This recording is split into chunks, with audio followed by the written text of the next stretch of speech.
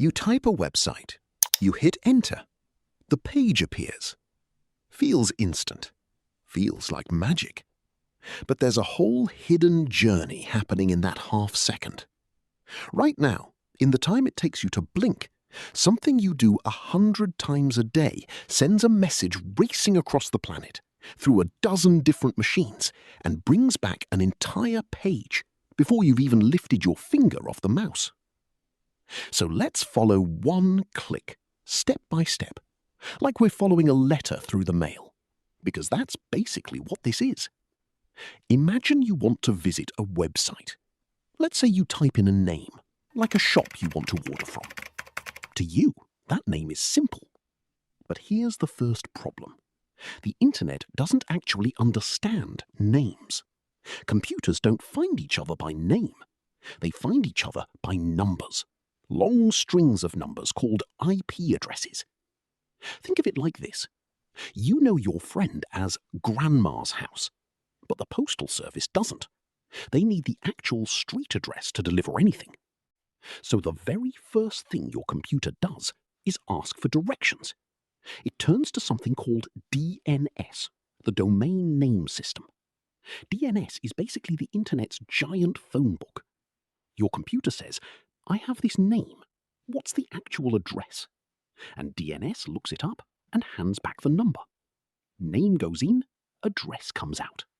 Now your computer finally knows where to send its request. But knowing the address is only the beginning. Now your letter actually has to travel there, and where it's going might surprise you. Your request doesn't beam straight to the website. It hops.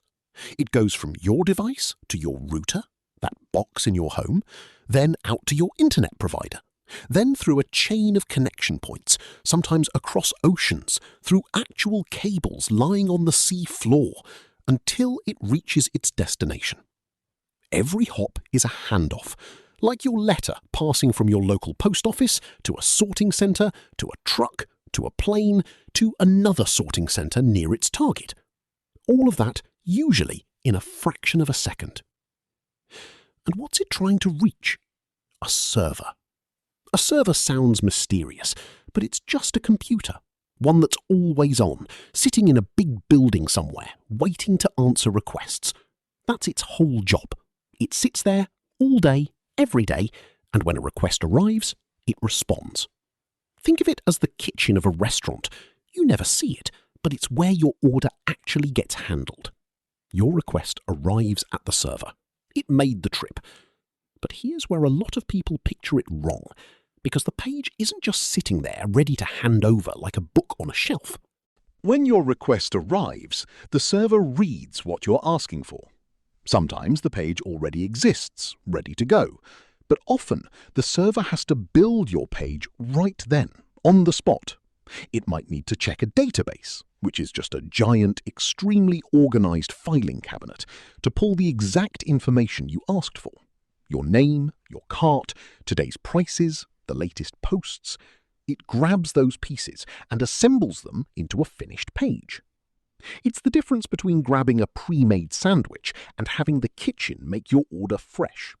Both work, one just takes a beat longer. Then the server sends that finished page back to you, but it doesn't arrive as a picture. It arrives as a set of instructions written in the languages of the web. One language for the structure, the skeleton of the page. One for the styling, the colors, fonts, and layout, and one for the behavior, the things that move and react when you click. Your request comes home carrying a blueprint, not a photograph. And this is the part people almost never realize. The website doesn't send you a finished page. It sends your browser the instructions to draw one. Your browser, Chrome, Safari, whatever you use, is the real artist here. It reads the blueprint and paints the entire page right there on your screen in real time. The structure gets built, the styling gets applied, the interactive parts wake up. That's the moment the page appears. So let's zoom back out. You typed a name.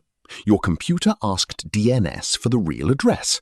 Your request hopped across the world to a server.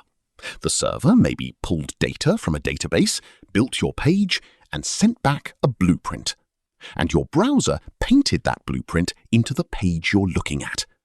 All of that, start to finish, usually faster than you can say the word loading. That is it for today. Subscribe and wait for more.